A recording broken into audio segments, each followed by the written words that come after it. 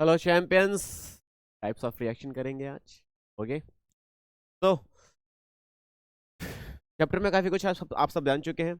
अब ये जान चुके हैं कि रिएक्शन को कैसे बैलेंस किया जाता है, केमिकल रिएक्शंस होती क्या हैं, केमिकल रिएक्शंस को कैसे और ज़्यादा इंफॉर्मेटिव बनाना चाहिए।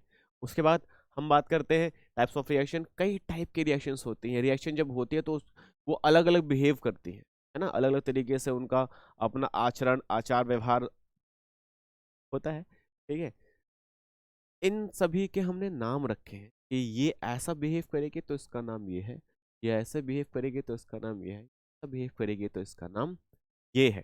कहने का मतलब है, अगर दो चीजें आपस में मिलकर कुछ नई बन गई, दो चीजें आपस में मिलकर कुछ नया बना, तो दो चीजें कंबाइन हुई तो कॉम्बिनेशन रिएक्शन है।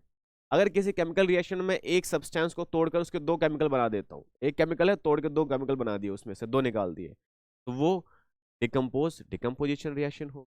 ऐसे ही होती है डिस्प्लेसमेंट रिएक्शन, जहां पे एक केमिकल का कोई एक पार्ट उठ के कहीं और चला जाता है और दूसरा पार्ट उठ के इसके साथ आ जाता है। तो डिस्प्लेसमेंट मतलब केमिकल्स आपस में ही इधर से उधर घूमते रहते हैं, ये है डिस्प्लेसमेंट। अगर दो केमिकल्स आपस में अपने अपने केमिकल्स की अदला बदली कर ले तो वो है डबल डिस्प्लेसमेंट, है ना। कि ऐसे हम सारी बातें पढ़ेंगे। शुरू करते हैं पहले रिएक्शन से। द टाइप ऑफ रिएक्शन, जो पहला reaction that is combination reaction. Champs, this is combination reaction. तारीख आज की आ गई है, 7 तारीख है। ठीक है, अपने आप आई है, मैंने लाया। Combination reaction, combination reaction basically क्या होता है अभी बताया, जैसे दो या दो से ज्यादा चीजें आपस में मिलती हैं और कुछ नया मिल जाता है मुझे। The reaction in which two or more substances combine to form a single substance is called combination reaction। जो मैंने बोला वही यहाँ पे पीछे कट कॉपी पेस्ट हुआ है। ठीक है, आजकल चीटिंग में कितनी जल्दी हो जाती है, नहीं आज जुबान से निकला नहीं और पीछे किसी ने लिख दिया, वो मैंने ही लिखा। कैसे क्या कहते हैं, जब दो या दो से ज्यादा चीजें आपस में मिलती हैं और कुछ एक सिंगल चीज बना देती है तो कंबाइन हो गई, कॉम्बिनेशन रिएक्शन हो गया। एग्जांपल है Mg plus O2 gives MgO। Mg plus O2 gives MgO। Magnesium और ऑक्सीजन को मिलाएंगे तो मुझे मिलेगा मैग्नीशियम ऑक्साइड। मैग्नीशियम रिबन होते हैं, इसको हम साफ करके, मैग्नीशियम एक मेटल है, इसको हम साफ करके, ठीक है, साफ इसलिए करते हैं क्योंकि इसके ऊपर इम्प्योरिटीज होती है, कुछ ऑक्साइड्स होते हैं, ठीक है, जो कि इसको जलने नहीं देंगे। प्योर मैग्नीशियम मुझे नहीं मिलेगा, तो मैग्नीशियम को जब साफ किया तो प्योर मैग्नीशियम मिल गया। तो अब जलाते हैं तो ऑक्सीजन, एयर में जो ऑक्सीजन है उससे ये रिएक्ट करता है जलता हुआ मैग्नीशियम, और मुझे मिलता है magnesium oxide. Same calcium oxide है, कैल्शियम ऑक्साइड में आपने पानी डाला, कैल्शियम हाइड्रोक्साइड बन गया। इसको स्लेक्ड लाइम भी कहा जाता है। जेम्स, ये स्लेक्ड लाइम भी कहा जाता है, शायद आपने इसका नाम भी सुना होगा। ये सफेदी पुताई करने के काम आता है। चूने चूना पत्थर बड़े बड़े होते हैं, उसमें आप पानी डाल दीजिए, ये चूना पत्थर है, ठीक है, इसको हम क्विक लाइम भी कहते हैं। हालांकि इसका नाम कैल्शियम ऑक्साइड है। मैं इसको इस नाम से लिख दूं, calcium oxide. Okay champs, calcium oxide. तो ये कैल्शियम ऑक्साइड है, इसमें हमने वाटर डाल दिया, है ना, ये है वाटर, तो हमें मिला ये है कैल्शियम हाइड्रोक्साइड। स्लेग लाइम इसका कॉमन नेम है। ओके, इसको बेसिकली बोलेंगे कैल्शियम हाइड्रोक्साइड।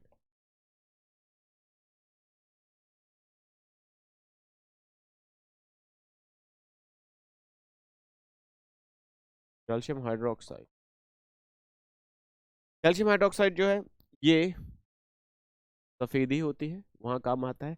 आपने देखा होगा, बहुत अच्छी बात आपको मैं बताने जा रहा हूँ, आपने देखा होगा जब सफेदी होती है, आप मान लें पुताई चल रही है ना, व्हाइट वॉश चल रहा है आपके घरों में, और आप आइए कहेंगे भैया शाइन नहीं आ रही है, भैया शाइन नहीं आ रहा है, क्यों नहीं आ रहा है, समझ नहीं आ रहा है, ये दीवार चमक क्यों नहीं रही है। हम तो नया नया पेंट करा रहे हैं, हम नए नए व्हाइट वॉश करा रहे हैं, मकान चमकना चाहिए ना। वो क्या बोलता है, वो कहता है भैया इसको सूखने दो तब चमकेगा। सूखने पे क्यों चमकेगा भाई, सूखने पे कोई कैसी चमक जाएगा, ऐसा इसमें क्या हो जाएगा। तो मैं बताता हूँ सूखने पे एक्चुअली क्या होता है। उसका मेन मकसद सूखना नहीं होता, वो भी बेचारा क्या करे, उसने इस बात पे ध्यान नहीं दिया कि जब आपने पहले क्विक लाइम आप लेकर आए, ठीक है, क्विक लाइम मतलब पहले आप चूना लेकर आए, चूना पत्थर लेकर आए, क्विक लाइम, उसमें आपने वाटर डाला, तो ये दोनों कंबाइन हो जाएंगे, कॉम्बिनेशन रिएक्शन हो गया, कैल्शियम हाइड्रोक्साइड बन जाएगा चैम्प्स। ओके, कैल्शियम हाइड्रोक्साइड बन गया। अब जो कैल्शियम हाइड्रोक्साइड है इसी की आपने सफेदी पुताई कर दी दीवार पे।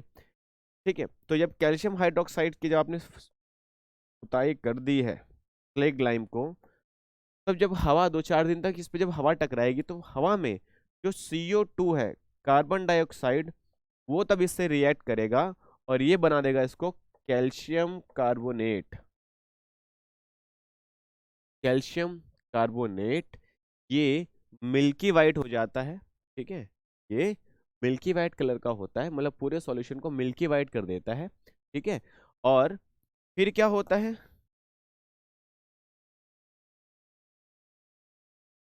कैल्शियम कार्बोनेट, और ये जो कैल्शियम कार्बोनेट है ये सॉल्युबल इन वाटर होता है, soluble in water. Soluble in water होने का क्या मतलब है, sorry, not soluble in water होता है, इनसॉल्युबल इन वाटर है ना, कि सॉल्युबल होगा फिर थोड़ी कलर देगा, insoluble in water, insoluble in water, पानी में सॉल्युबल नहीं होता है, जिसकी वजह से पानी जो होता है आपको व्हाइटिश दिखता है, मिल्की वाइट दिखता है। और ये कैल्शियम कार्बोनेट है, मतलब ये मार्बल पत्थर ही है, इसी से मार्बल पत्थर बनाए जाते हैं, चौक बनाई जाती है। तो जब ये सबसे ऊपर की लेयर जो सफेदी आपने करी थी इससे, तो सबसे ऊपर की लेयर फिर ये बन जाती है और सबसे ऊपर की लेयर इसलिए चमकती है। अगर आप किसी भी कहते हैं दीवार पे जहाँ व्हाइट वॉश रखा उसको ऐसे उखाड़ेंगे, उसकी पपड़ी अगर उखाड़ोगे तो अंदर से वो शाइन नहीं कर रहा होगा, बाहर से शाइन कर रहा होगा, क्योंकि बाहर से CO2 है, अंदर से CO2 नहीं मिला है। अंदर वाली जो लेयर है वो ये होती है और बाहर वाली जो लेयर है वो ये होती है। Got it champs, because you got it, this is combination reaction. एक खास चीज और मैं आपको बताऊं कॉम्बिनेशन रिएक्शन की, कॉम्बिनेशन रिएक्शन जो होती है वो एक्सोथर्मिक होती है। ठीक है, कॉम्बिनेशन रिएक्शन जो होती है वो हमेशा एक्सोथर्मिक होती है। एक्सोथर्मिक अभी मैंने थोड़ी देर पिछले लेक्चर्स में आपको बताया कि जब भी केमिकल रिएक्शंस होती हैं तो कभी कभार या तो हीट मुझे मिलेगी या तो हीट मुझे देनी पड़ रही है, ऐसा भी हो सकता है। अगर मुझे हीट देनी पड़ रही है, अगर वो हीट ले रहा है, इज कॉल्ड एंडोथर्मिक। अगर वो हीट हमें दे रहा है तो एक्सोथर्मिक। अगर हीट एग्जिट हो रही है, रिएक्शन से हीट एग्जिट हो रही है तो एक्सो, अगर इन जा रही है, अगर इन साइड जा रही है तो एंडो। अगर हीट जा रही है उसमें तो एंडो, आ रही है एग्जिट हो रही है तो एक्सो। ओके, तो एक्सोथर्मिक और एंडोथर्मिक, तो दो टाइप के अलग अलग और रिएक्शंस होती है, इसको आप जरा ध्यान से सुन लो, बहुत इंपॉर्टेंट है।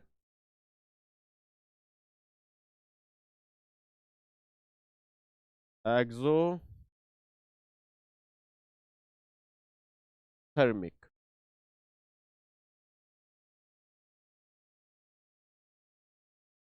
रिएक्शन, तो एक्सोथर्मिक रिएक्शन, तो एक्सोथर्मिक रिएक्शन बेसिकली क्या होती है,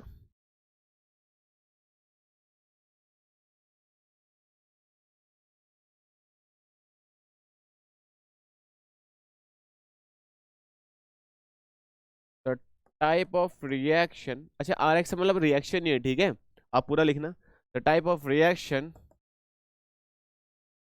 इन विच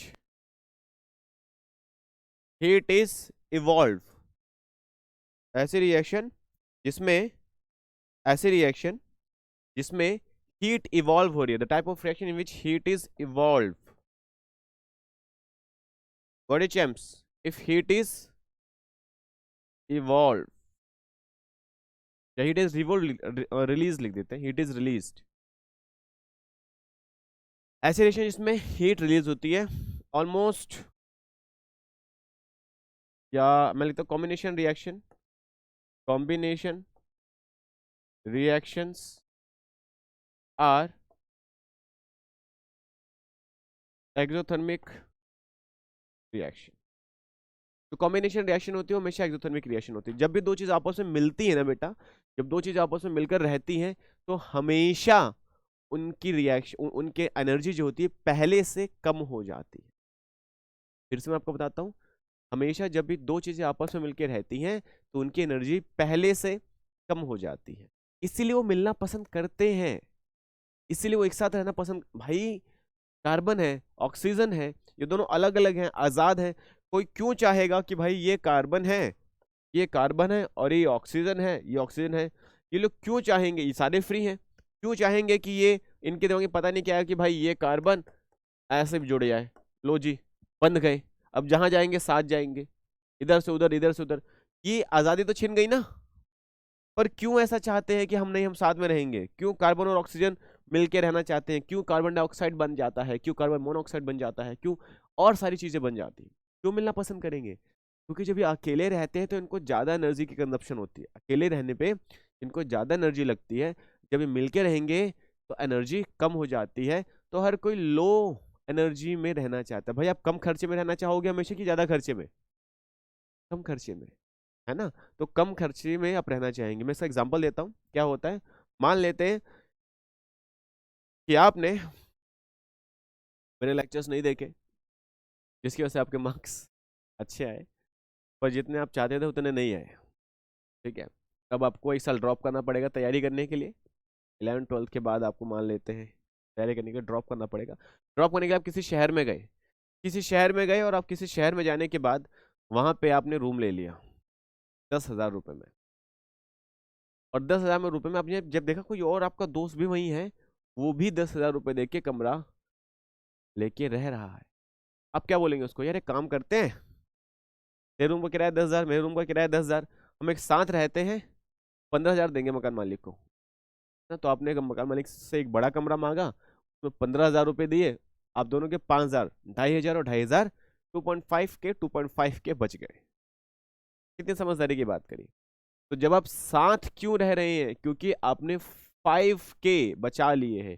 तो ऐसे ही सारे के सारे मॉलिक्यूल्स और एटम भी जब मिलकर रहते हैं, अकेले की एनर्जी थी 5, दूसरे की एनर्जी थी 5 या 10, दोनों की मिला के एनर्जी कितनी थी? 15।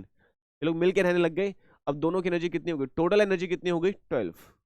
3 जूल एनर्जी अब इनको और साथ में रहने के लिए कम यूजफुल है, वो उनके काम की नहीं है। तो इसलिए वो 3 जूल एनर्जी बाहर रिलीज कर देंगे, बाहर रिलीज कर देंगे। तो मिलने के लिए हमेशा अकेले अकेले रहने पर एनर्जी ज्यादा लगती है, और साथ में रहने के लिए एनर्जी कम लगती है। इसलिए जैसे वो लोग साथ आएंगे, एनर्जी बची हुई जो एक्सेस थी वो बाहर रिलीज हो जाएगी। तो अब मान लेते हैं जो दो लोग आप जो आप एक साथ जो रह रहे थे, 15,000 रुपए देके आप और आपका फ्रेंड रह रहा था, है ना? आपका आपका फ्रेंड 15,000 रुपए देके एक साथ रह रहे थे। मान लेते हैं दोनों में डिस्प्यूट हो जाता है, लड़ाई हो जाती है, हम कहते हैं फिर से हम अलग अलग होंगे। ठीक है, हो जाते हैं अलग अलग, पर होते नहीं है। कोशिश तो करते पर होते नहीं है। क्यों? क्योंकि जो एक्स्ट्रा 5,000 देने हैं ना, वो दोनों के पास नहीं है। जिस दिन वो 5,000 जो गए थे वो वापस आ गए, फिर से दोनों अलग हो जाएंगे। अब मुझे बताइए, दो दोस्तों को साथ रख कौन रहा है? वो 15,000 जो इनके पास है, या वो 5,000 जो इनके पास नहीं है? ये साथ में क्यों है? उस 5,000 की वजह से या इस 15,000 की वजह से? ये साथ में है उस 5,000 की वजह से जो इनके पास नहीं है। जब वो 5,000 वापस आ जाएंगे तो ये फिर से अलग हो जाएंगे कि भाई हम अपने अपने रूम में रहेंगे। तो इसका मतलब ये साथ में है, it means they have less energy, some energy has been release out of them, that is why they are together. When that energy will comes to them, they will be separated again. फिर से जब दो chemical एक साथ रहते हैं तो उसमें से एनर्जी कुछ बाहर रिलीज हो जाती है, इसलिए वो साथ रह पाते हैं, क्योंकि साथ में रहने के लिए उनको एनर्जी कम चाहिए। ओके, जिस दिन वो एनर्जी वापस आ जाएगी उस दिन ये अलग हो जाएंगे। तो जब वो एनर्जी वापस आ रही है तो इनको डिसोसिएट कर देगी, इनको डिकम्पोज कर देगी। पर एनर्जी आ रही है केमिकल में तो ये एंडोथर्मिक है, और जा रही है तो एक्सोथर्मिक है। तो एनर्जी गई तो मिल गए, और एनर्जी आई तो अलग हो गए। तो जब मिलना होता है, कॉम्बिनेशन एनर्जी, कॉम्बिनेशन रिएक्शन होती है, तो एनर्जी बाहर निकलती है, एनर्जी हमें मिलती है, रिएक्शन से हमें मिलती है, रिएक्शन से बाहर आती है। तो जब कॉम्बिनेशन रिएक्शन है तो एक्सोथर्मिक, और डिकम्पोजिशन रिएक्शन है तो बाहर से एनर्जी आएगी तब इनको डिकम्पोज कर देगी। तो डिकम्पोजिशन है तो एक्सोथर्मिक, एंडोथर्मिक। तो चैम्प्स, एक्सोथर्मिक रिएक्शन जो होती है वो, एक्सोथर्मिक जो रिएक्शंस होती हैं वो कॉम्बिनेशन रिएक्शन होती है। और जो एंडो होती है, बाहर से आई एनर्जी उनको तोड़ देगी, अलग अलग डिकम्पोज कर देगी। तो बाहर से जो एनर्जी आएगी वो एंडोथर्मिक होगी, तो डिकम्पोजिशन रिएक्शन कराएगी। Combination reactions are exothermic. Now endothermic की बात करते हैं।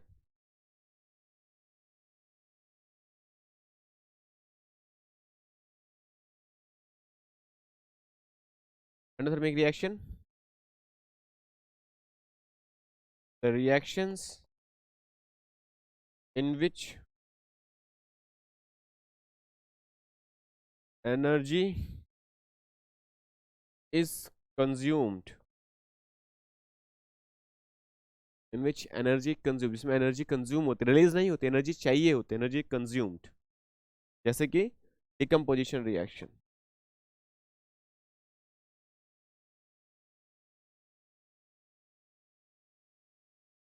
डिकम्पोजिशन रिएक्शन, तो डिकम्पोजिशन रिएक्शन की हम बात करेंगे, अभी अभी फिलहाल नहीं करिए, अभी मैंने सिर्फ आपसे कॉम्बिनेशन रिएक्शन की बात करी है। चलिए वापस आ जाते हैं डिकम्पोजिशन रिएक्शन के बारे में। यह है आपका डिकम्पोजिशन रिएक्शन, मैं आपको दिखा देता हूँ, this is your decomposition reaction.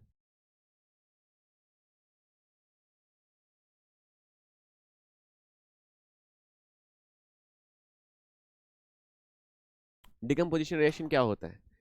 Decomposition reaction में बेसिकली क्या होता है कि कोई भी एक सब्सटेंस जो होता है, कोई भी एक कंपाउंड जो होता है, टूट के दो अलग अलग भागों में बिखर जाता है, दो या दो से ज्यादा भी, तीन चार पांच कुछ भी, ये डिकम्पोजिशन रिएक्शन है। डिकम्पोजिशन रिएक्शन की खास चीज क्या होती है?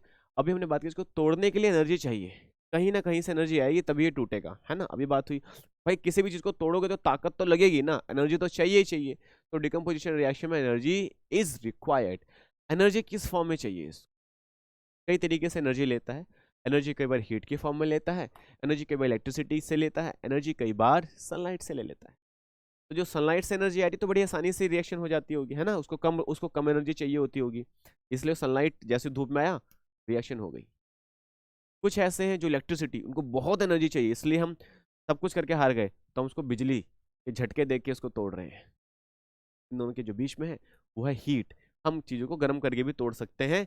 तो reaction in which compound splits into two और मोर सिंपलर सब्सटेंसेस, ऐसा रिएक्शन जिसमें कोई कंपाउंड हो, दो या दो से ज्यादा सिंपलर सब्सटेंसेस में टूट जाता है, उसे हम कहते हैं डिकम्पोजिशन रिएक्शन। डिकम्पोजिशन जो है कई प्रकार से हो सकती है, जैसे हमने बात करी, हीट दे के भी आप चीजों को डिकम्पोज कर सकते हैं, इलेक्ट्रिसिटी दे के भी डिकम्पोज कर सकते हैं, और सनलाइट दे के भी आप डिकम्पोज कर सकते हैं। तो ये थर्मल डिकम्पोजिशन आप देख रहे हैं कि हीट से भी आप चीजों को तोड़ सकते हैं। इसका एग्जाम्पल हमारे पास कैल्शियम कार्बोनेट है। कैल्शियम कार्बोनेट अभी हमने बात करी थी, कैल्शियम कार्बोनेट कहाँ बनाया था हमने? दीवारों पे जो सफेदी करते हैं, पुताई करते हैं, उसमें CO2 मिल जाता है तो कैल्शियम कार्बोनेट बन जाता है वहां से। कैल्शियम कार्बोनेट जो है वह, अगर कैल्शियम कार्बोनेट को आप तोड़ोगे हीट से, हम यहाँ पे हीट लिख देते हैं,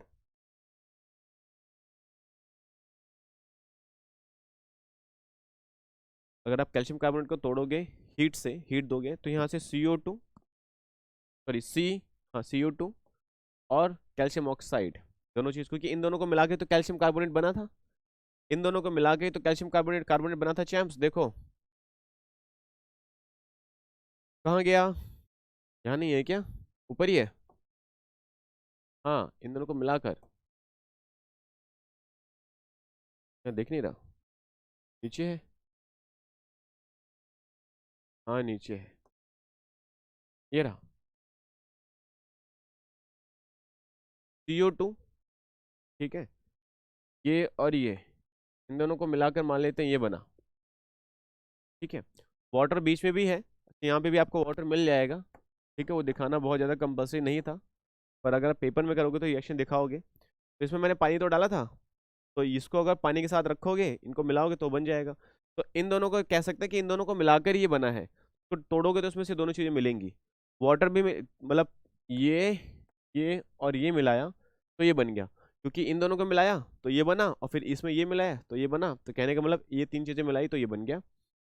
तो जब हम इनको इसको तोड़ेंगे तो ये दोनों फिर से चीज़ें मिल जाएंगी। आप कहोगे ये तो नहीं मिला, नहीं है ना, वाटर तो मिला नहीं, तो वाटर तो ऑलरेडी यहाँ से सेपरेट हो चुका था ना इस रिएक्शन में।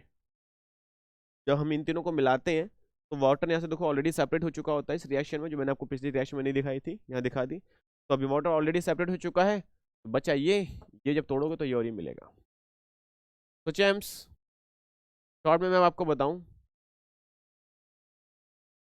कैल्शियम कार्बोनेट को तोड़ने से कैल्शियम ऑक्साइड और कार्बन डाइऑक्साइड मिलता है। इतना याद रखिए, अगर नीचे का कुछ आपको समझ में नहीं आया डोंट वरी, धीरे धीरे आएगा, दो चार बार रिवाइंड करके देखो वीडियो को, आएगा। पर फिलहाल ये बहुत इंपॉर्टेंट है। फिर KClO3 तो अगर आप तोड़ेंगे तो आपको आपके पास KCl और O3 दोनों मिल जाएंगे अलग अलग। ओके नेक्स्ट, अगर आप वाटर को तोड़ोगे, वाटर को तोड़ने के लिए आपकी किताब में एक एक्सपेरिमेंट भी है, ठीक है। इसको हम क्या करते हैं, मान लेते हैं ये वाटर है, H2O है। H2O को जब हम इलेक्ट्रोलाइज करते हैं, ये बिजली से तोड़ेंगे, इसको इलेक्ट्रोलाइज करेंगे, लाइजिस करेंगे इसका, तो वाटर जो है आप देखेंगे कैसा एक्सपेरिमेंट है आपके पास। इस एक्सपेरिमेंट में यहाँ पे आपके पास दो ट्यूब्स लगे हैं, ठीक है, इसमें पानी भरा है, ओके जेम्स, और इसमें आपका प्लस और माइनस कैथोड एनोड डाल रखा है, ठीक है। ऐसा एक्सपेरिमेंट जब आप देखेंगे, इसमें क्या है, इसमें आपको पूरा एक्सपेरिमेंट, अभी मैं एक्सपेरिमेंट की अलग से क्लासेस वीडियोस दूंगा आपको, ठीक है, तो हम यहाँ पे डिस्कस नहीं कर रहे हैं, यहाँ पे सिर्फ ये डिस्कस कर रहे हैं कि जब भी आप वाटर को डिकम्पोज करोगे तो वाटर जो है दो पार्ट्स में टूटेगा जेम्स, ठीक है, H2 एंड O2। ओके, जब इलेक्ट्रोलाइज करेंगे तो होगा कैसे कि इलेक्ट्रोलाइज में कैथोड होता है और एनोड होता है।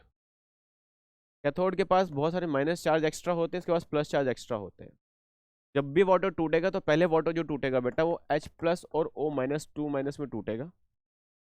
तो H प्लस आएगा किसके पास, कैथोड, H प्लस है तो माइनस के पास आएगा, ये प्लस वाला माइनस को अट्रैक्ट करेगा, वहाँ जाएगा, और H प्लस जो होगा इससे इलेक्ट्रॉन्स लेगा, H प्लस जो होगा इससे इलेक्ट्रॉन लेगा। जब प्लस को इलेक्ट्रॉन, इलेक्ट्रॉन क्या होता है माइनस, जब प्लस को माइनस मिल जाएगा तो स्टेबल हो जाएगा, उसका चार्ज खत्म। तो दो हाइड्रोजन के पास दो इलेक्ट्रॉन आएंगे और दोनों क्या बन जाएंगे, H2। तो कैथोड पे मुझे H2 मिलेगा, वैसे ही एनोड पे मुझे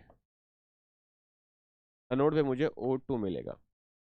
तो एनोड पे हमेशा ऑक्सीजन मिलेगा और कैथोड पे हमेशा हाइड्रोजन मिलेगा। खास बात क्या है कि हमेशा हाइड्रोजन जो है वो ऑक्सीजन से डबल मिलेगा, हमेशा हाइड्रोजन जो है वो ऑक्सीजन से डबल मिलेगा। देखो तो बैलेंस करेंगे तो यहाँ पे दो ऑक्सीजन, यहाँ पे दो हाइड्रोजन, दो हाइड्रोजन, एक ऑक्सीजन, दो ऑक्सीजन। इसको बैलेंस करने के लिए यहाँ पे दो लगाइए तो यहाँ पे 4 हाइड्रोजन हो गया, तो यहाँ पे 2 लगा दीजिए, रिएक्शन बैलेंस है। और आप देखते हैं रिएक्टेंट में क्या, अब प्रोडक्ट में देखो, प्रोडक्ट में आपके पास दो हाइड्रोजन के मॉलिक्यूल मिले हैं और एक ऑक्सीजन का मॉलिक्यूल मिला है। ये रिएक्शन, इससे मैंने कहा था रिएक्शन को इंफॉर्मेटिव बनाना पड़ेगा। रिएक्शन को अगर हम बैलेंस कर देंगे तब हमें सही इन्फॉर्मेशन मिलेगी, और वो ये मिल रही है कि जब भी ये रिएक्शन होगी, जब भी हम इलेक्ट्रोलाइजर से वाटर को स्प्लिट करेंगे, वाटर को तोड़ेंगे, तो हम देखेंगे हमेशा जो हाइड्रोजन है वो डबल मिल रहा है ऑक्सीजन से। ऐसा होता क्यों है वैसे, ऐसा इसलिए होता है क्योंकि वाटर के फॉर्मूले में आप देखोगे हाइड्रोजन के 2 एटम है, ऑक्सीजन का 1 एटम है। तो जाहिर सी बात है जब स्प्लिट होंगे तो हाइड्रोजन के 2 एटम मिलेंगे, तब जाके ऑक्सीजन का 1 एटम मिलेगा। फिर हाइड्रोजन के 2 एटम स्प्लिट होंगे तब ऑक्सीजन का 1 एटम स्प्लिट होगा, है ना। तो इसका मतलब वाटर के एक मॉलिक्यूल में 2 बार हाइड्रोजन मिलेगा और 1 बार ऑक्सीजन मिलेगा। That is the reason we always get hydrogen double with oxygen. Got it champs? Okay, तो डिकम्पोजिशन रिएक्शन में वाटर को हमने स्प्लिट किया और देखा ये एंडोथर्मिक रिएक्शन थी, क्योंकि हमने हीट यहाँ पे दी, हमने यहाँ पे इलेक्ट्रिसिटी से एनर्जी दी। नमक NaCl, सोडियम क्लोराइड को अगर आप तोड़ेंगे तो आपको सोडियम अलग मिलेगा, क्लोरीन अलग मिलेगा। यहाँ पे भी आप देखेंगे सोडियम जो है वो मिलेगा आपका कैथोड पे, क्योंकि सोडियम प्लस का होता है, और क्लोरीन आपको जो मिलेगा वो मिलेगा एनोड पे, क्योंकि माइनस का होता है।